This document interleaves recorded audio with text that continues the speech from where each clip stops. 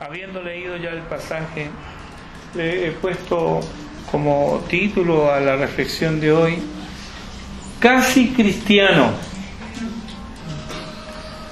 completamente perdido. Casi cristiano, completamente perdido.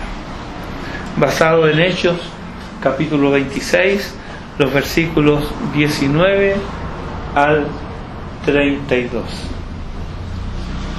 En los versículos que preceden a este pasaje y que vimos hace algunos domingos atrás, hemos visto cómo Pablo relata su conversión en los versículos precedentes, ¿cierto? De su testimonio se desprende claramente que había un antes y un después. Claramente está esto en palabras de Pablo sobre su vida. Él recibe una encomienda, una tarea, un nuevo propósito para su vida. Un propósito y tarea que no es diferente de cualquiera que haya experimentado el cambio evangélico en su vida. Pues ser salvos no es el fin del obrar de Dios en la vida del hombre. Ser salvo no es el fin, no, sino que es el medio por el cual Él, Dios, puede alcanzar a otros con la luz del Evangelio. Así que la tarea no está completa solo con ser salvo. Soy salvo y listo. No, debemos compartir. El hombre es salvo y transformado no para ser puesto en exhibición. Mírenme cómo he cambiado. No, sino para anunciar, dice Pedro, las virtudes de aquel que os llamó de las tinieblas a su luz admirable. Pablo proclama con claridad meridiana el Evangelio. Notemos en primer lugar que él no transmite sueños ni visiones, que ciertamente las tuvo. Cuando él estaba en Corinto, se le apareció el Señor en una visión. Dijo: Pablo, no temas, nadie te va a hacer daño, porque yo tengo mucho pueblo en este lugar. Pablo no le cuenta esto a Agripa, a Festo, ni al gobernador, ¿no? Él tuvo sueños y visiones, pero no las comparte. Él tampoco comparte las innumerables experiencias donde la mano providente de Dios lo salvó de una muerte segura.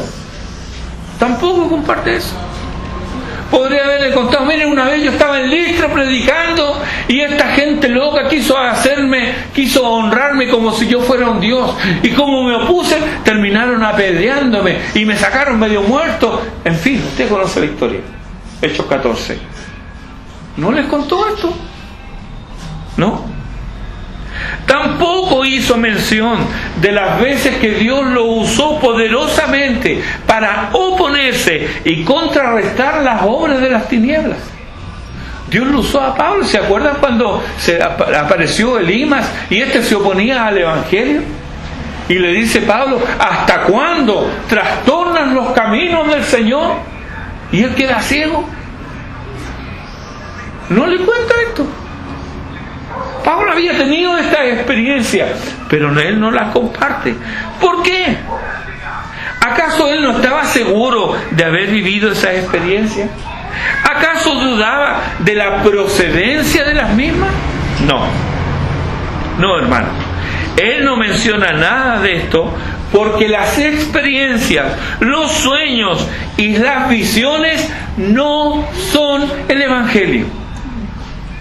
El Evangelio es Cristo.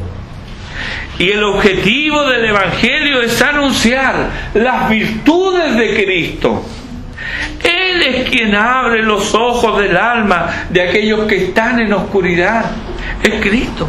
Él es quien saca de las prisiones de oscuridad a la libertad que trae la luz y la verdad. Versículo 18: para que abra sus ojos, para que se conviertan de las tinieblas a la luz y de la potestad de Satanás a Dios. Esa es la encomienda, y eso Él lo hace, Cristo lo hace. Él es quien corta las cadenas de pecado con que Satanás mantiene cautivo al hombre.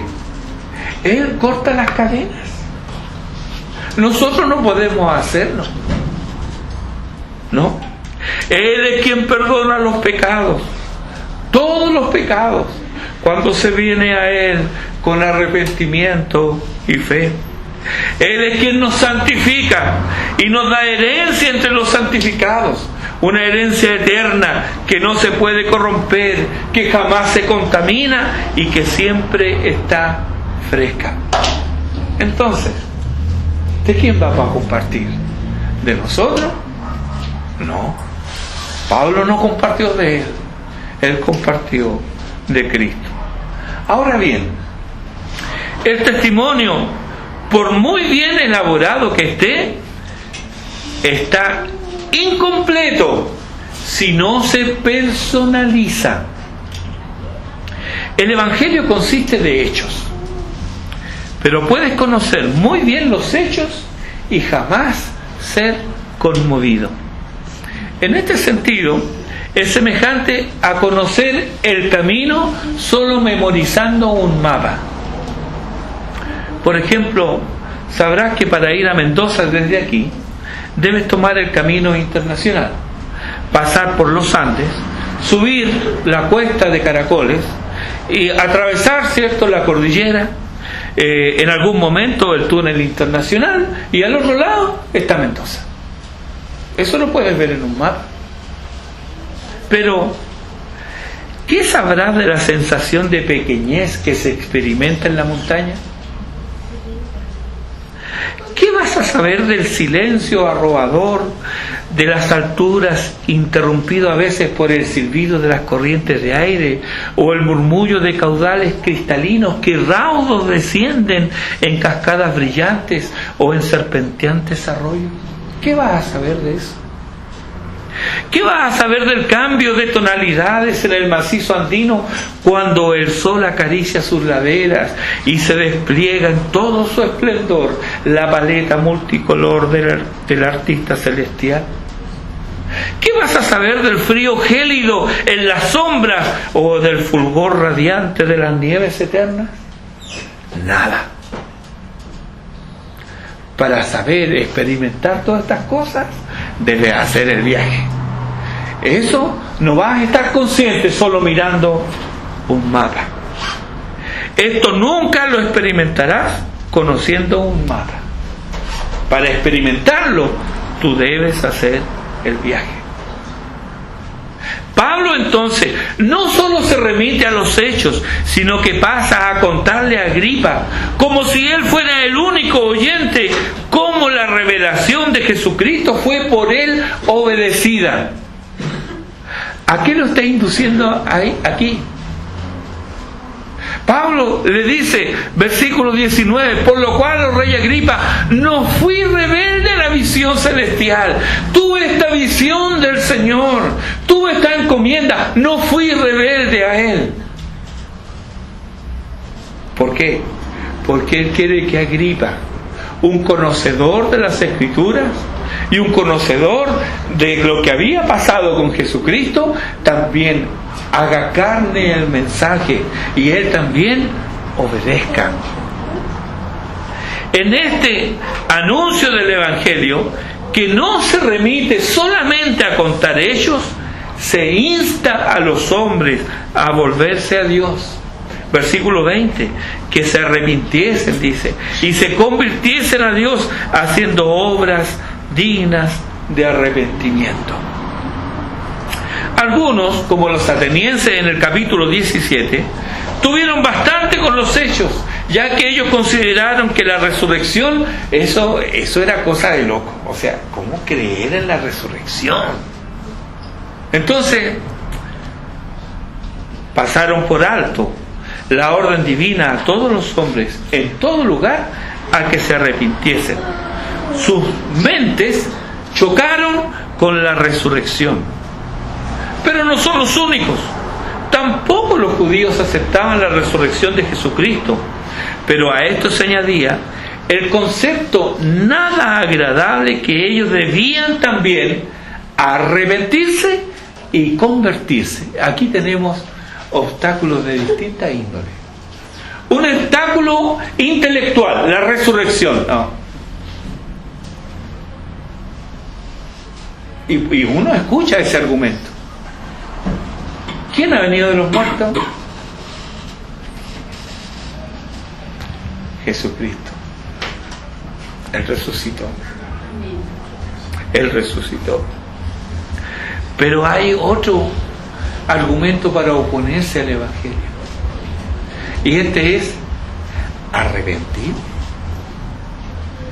Convertirme. Esto no tiene que ver con el intelecto. Esto tiene que ver con la moral. Porque consideramos que así como está nuestra vida, está bien. ¿Hay algo nuevo bajo el sol?, pregunta el predicador. ¿No es también desagradable a los oídos modernos el llamado a arrepentirse y convertirse? ¿Pero por qué esto es desagradable? Bueno, hay distintas razones. Y una de ellas es porque nos han inculcado y hemos creído en la bondad innata del hombre. Creemos que el hombre es bueno, ¿verdad? Creemos que el hombre es bueno. Nos han enseñado que los niños son inocentes. Ay, sí, el niño es inocente. Nos han enseñado que los niños son inocentes y que los hombres son buenos. Y contra toda evidencia, hasta hay hombres que pretenden competir en bondad con los mismos ángeles. Entonces, arrepentirse, ¿de qué? ¿De qué si yo no le hago mal a nadie? Convertirse, ¿por qué me tengo que convertir? Si yo así como estoy bien. Bueno, algunas cosas malas obviamente tengo, porque no voy a ser tan cínico de pensar de que no tengo nada malo. Pero me excuso diciendo o pensando, bueno, pero somos seres humanos, pues raros humanos, ¿verdad? Y todos conocemos a alguien que es peor que nosotros, según nuestros criterios. Ahora, si tú a esto le añades la observancia, puede ser rigurosa o puede ser laxa, de ritos religiosos, el engaño está consumado. ¿Por qué? Si tú crees que el hombre es bueno, crees que tú eres bueno, y además tú eres observante de una religión, cualquiera, eres observante de una religión, entonces que te digan a ti que tienes que arrepentirte, que te digan a ti que debes convertirte. Oye, si yo voy todos los domingos a la iglesia, entonces eso choca, no nos agrada. Y aquel que llama entonces al arrepentimiento es tildado de loco, de fanático, de impertinente. ¿Y usted qué se cree? De arrogante. Pero ese es el mandato del Evangelio y la condición sin la cual Cristo desconoce a quienes dicen conocerle. Él dice, llegará un día triste para ellos cuando se presentarán ante el Señor, Señor, Señor, y Él les dirá, no os conozco, ¿de dónde seáis? Cuando se llega a este punto, el ignorante gobernador que era Festo no puede seguir escuchando. El problema no está en él, piensa Festo, sino que el problema está en Pablo. Él, Festo, está bien. Pablo es el que está loco. ¿Está loco Pablo? Curioso, ¿verdad? Para Festo, No era una locura que los hombres se enfrenten a muerte, se despedacen, se desangren en el circo romano solo para divertir al populacho. Eso no era locura.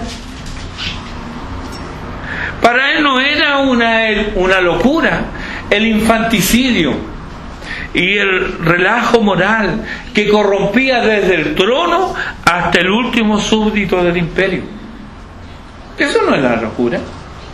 Para él no era locura adorar a múltiples dioses hechos por manos humanas y adorar figuras de piedra, de mármol, de arcilla o de madera. Para él no era locura considerar dioses a hombres corruptos y sanguinarios. Recordemos el culto divino al emperador. Eso para él no era locura. En nuestros días aún hay los que no encuentran nada malo en apoyar ideas totalitarias y homicidas que han regado con sangre la tierra. No encuentran nada malo. Están también los que encuentran prudente y sabio aceptar ideas de Oriente que tienen a millones sumidos en la ignorancia y la miseria. Ah, pero escuchan de eso. Oye, no, ¿quién es? Interesante. Ellos no encuentran desquiciado deshacerse de seres humanos en diversos estadios de la vida mediante el aborto y la eutanasia, como si se tratara de apéndices molestos, mientras exhiben sus máximos esfuerzos para preservar la vida de animales, otorgándole derechos que les niegan a sus semejantes. Eso no es locura para ellos. Pero el Evangelio, eso sí es locura. ¿Se fija que es lo mismo? Iniciar y propagar una doctrina que purifica la moral, que llama a la gente al arrepentimiento y a la búsqueda del Dios viviente. Proclamar un mensaje de perdón, de paz, de esperanza. Eso le parecía a Festo y a otros como él una locura. Pero Festo era ignorante. Él nada sabía de la transformación, por ejemplo, de la medium de Filipos, y cómo se transformó en un ser humano dueño de sí mismo. Él no sabía, no tenía idea que una frase de Pablo a los romanos, ahí en Romanos 5:1, justificados pues por la fe, tenemos paz para con Dios por medio de nuestro Señor Jesucristo. Él no tenía idea que esta frase iba a conceder paz mental, iba a conceder la libertad espiritual y estabilidad tanto mental como espiritual a millones de personas durante siglos hasta nuestros días. Y tampoco sabía nada de los profetas hebreos que habían anunciado siglos antes cosas que sucedieron tal cual como ellos la dijeron. Y esto para bendición de judíos y de gentiles. Su acusación de locura nacía de su profunda ignorancia. Y eso sucede también hoy día, cuando se acusa al Evangelio, a quienes sostienen estas benditas creencias, a quienes han sido transformados. Cuando se le dice que son locos, detrás hay una persona ignorante, que no sabe, que no conoce. Pero Agripa, aquí en nuestro texto, él sí conocía a los profetas. En el versículo 27, Pablo les dice: ¿crees, oh rey Agripa, a los profetas? Yo sé que crees. Él no solo conocía de los profetas, ya que él profesaba la fe judía, no nos olvidemos de eso, sino que Pablo dice que creía en ellos. O sea, él había dado un asentimiento intelectual a la Biblia. Además, Pablo parece estar seguro que él también conocía todo lo referente a Jesús, a su crucifixión y la afirmación de los discípulos y los primeros cristianos de que este Cristo que había sido crucificado y muerto y sepultado había resucitado de los muertos. Estas serán cosas sabidas, pues en el versículo 26 dice: pues no se ha hecho esto en ningún rincón. Esto no había ocurrido, no había sido ocultado, no se había hecho en algún lugar así recóndito, apartado, no, había sido hecho a la vista de todos.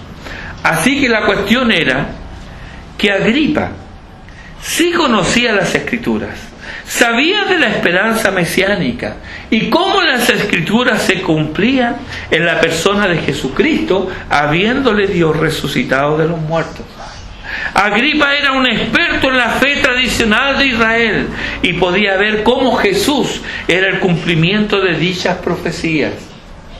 Pero, y esta es la pregunta, ¿las creía?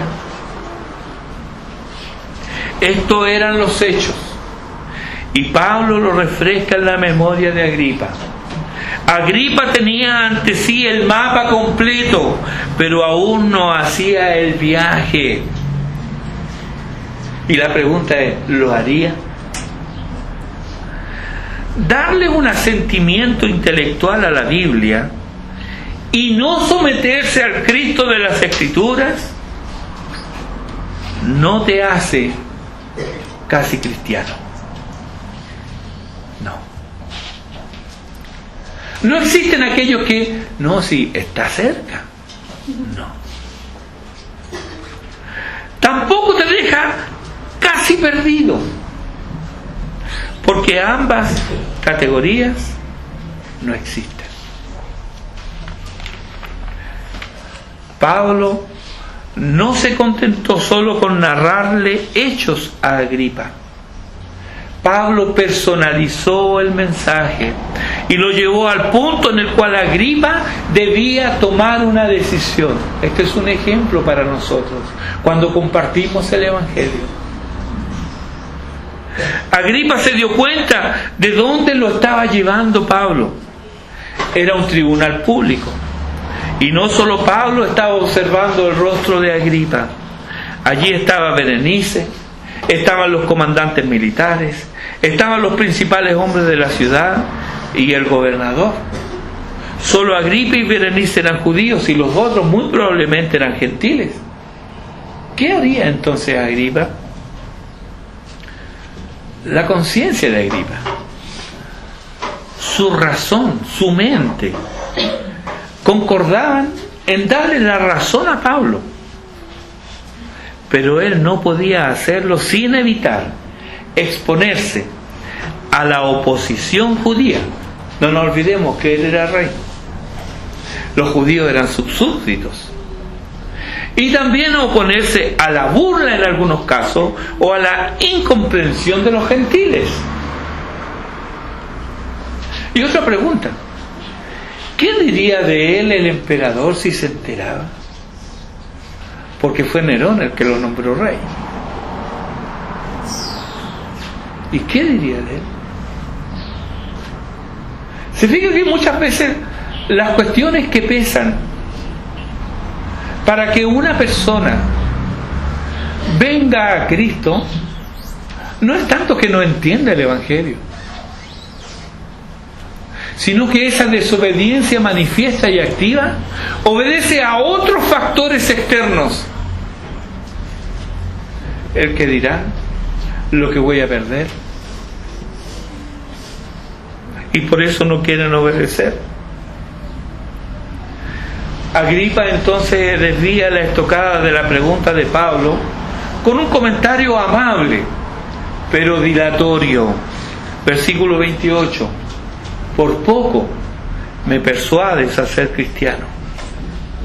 Él escogió, Agripa escogió deliberadamente permanecer ciego, aferrándose al pecado sin arrepentimiento y siendo parte del reino de Satanás. Esto lo escogió él.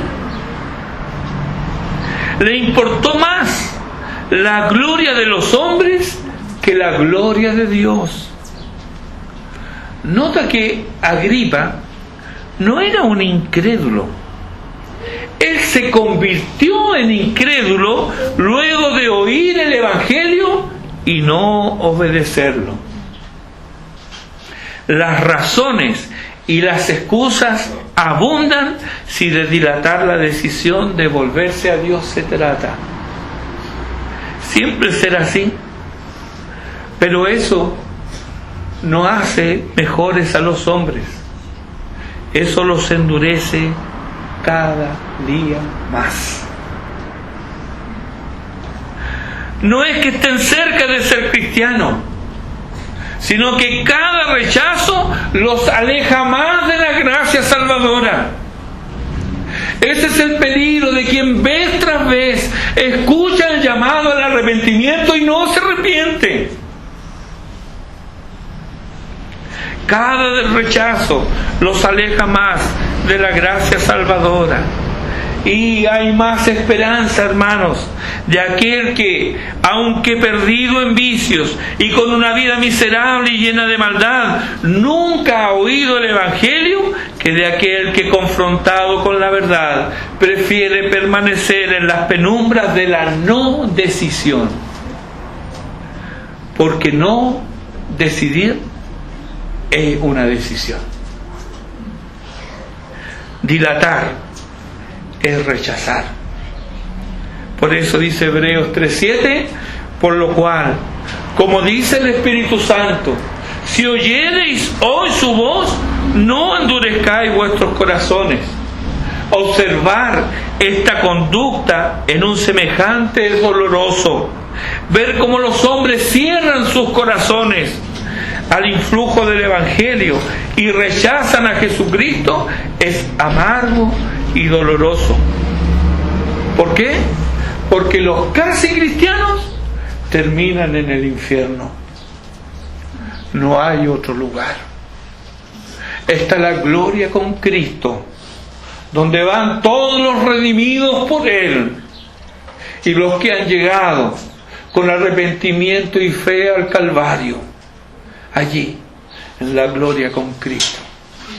Y en otro lugar, las tinieblas de afuera, de todos aquellos que han rechazado el mensaje del Evangelio, que han preferido seguir sus propios estilos de vida, sus propios razonamientos, que no quieren verse expuestos a la burla, al descrédito, según el sentir de algunos. Ahora Pablo sabía que un casi cristiano no es nada. Y por eso él exclama en el versículo 29, quisiera Dios que por poco o por mucho, quisiera Dios que por poco o por mucho, no solamente tú, sino también todo esto que me están oyendo, fueseis hechos tales cual yo soy, excepto estas cadenas. ¿Te fijas la libertad con la que goza un hombre aunque está prisionero y encadenado? ¿Quién le da esa libertad? Cristo. Y aquellos que creen que están libres, en realidad están encadenados al pecado. Pablo había derramado su corazón y predicado con pasión el nombre de Jesucristo, el divino y único Salvador de los hombres. Y lo había hecho por Agripa, por Berenice, por Festo, por los tribunos y por los principales hombres de la ciudad, y también por el César Nerón, que iba a recibir el informe. Ahora ellos quedan en silencio. ¿Qué nos indica esto? Un rechazo del mensaje.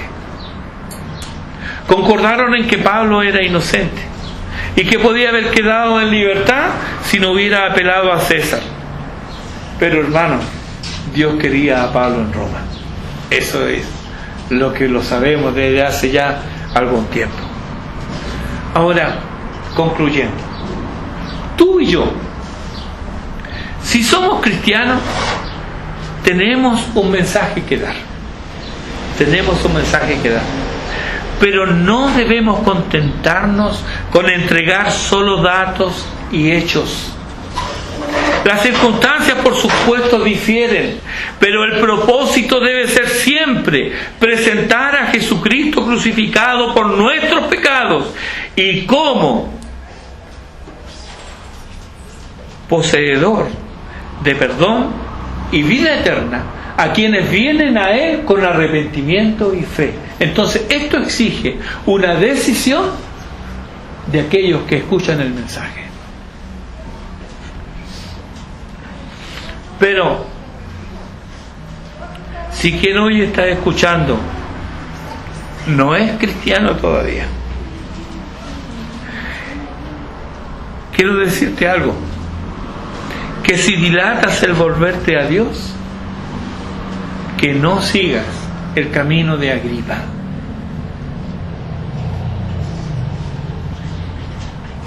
Agripa dilató.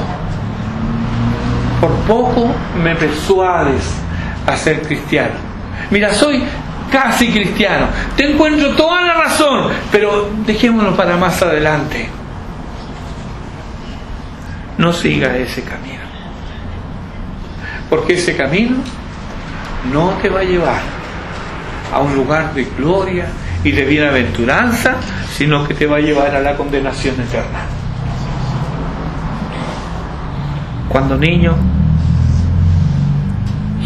recuerdo haber cantado este himno, y con esto termino. ¿Te sientes casi resuelto ya? ¿Te falta poco para creer? ¿Por qué? Pues dices a Jesucristo, hoy no, mañana te seguiré. ¿Te sientes casi resuelto ya? Pues ven ser casi, y a Cristo ven, que hoy es tiempo, mas el mañana sobrado tarde pudiera ser. Sabe que el casi no es de valor en la presencia del justo juez. Ay del que muere casi creyendo. Estuvo ahí, casi creyó. Ay del que muere casi creyendo. ¿Por qué? Completamente perdido es. No existen los casi cristianos. No existen los que están ahí, cerca, están a punto. No. O estás completamente perdido, o has sido hallado por Jesucristo. Y Él no se esconde de nadie. No. Él es quien te dice: el que a mí viene, yo no le echo fuera. No sigas el ejemplo de Agripa. Si has escuchado el Evangelio y sabes que debes venir a Jesucristo confesando tus pecados, hazlo. Y de Él recibirás no solamente perdón, sino que también vida eterna. Y esto será porque habrás recibido a Jesucristo como tu Salvador. Oremos.